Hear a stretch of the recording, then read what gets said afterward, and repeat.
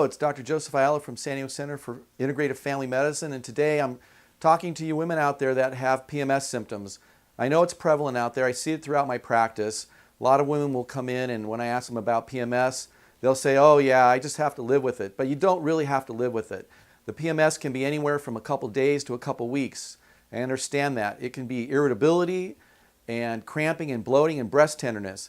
Well, it turns out that this PMS is an imbalance of your estrogen and progesterone levels during the menstrual cycle. What it is a hyperestrogen state, meaning that you have too much estrogen in relation to the progesterone.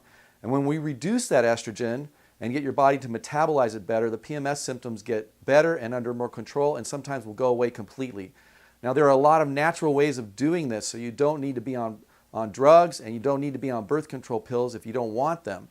The different ways we do it are to enhance the liver metabolism and to give you a probiotic so that when the liver metabolizes the estrogens, your body doesn't reabsorb them in the colon, because a good bacteria in a probiotic will get rid of them.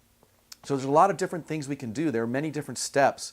There's initial things that we try, and then if that's not working, then we will go on to trying different things.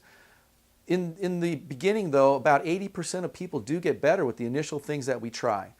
So if you're interested in having something done for your PMS that's natural and something that you can continue to do while you're having menstrual cycles forever and not really have side effects, then we can help you here at San Diego Center for Integrative Family Medicine.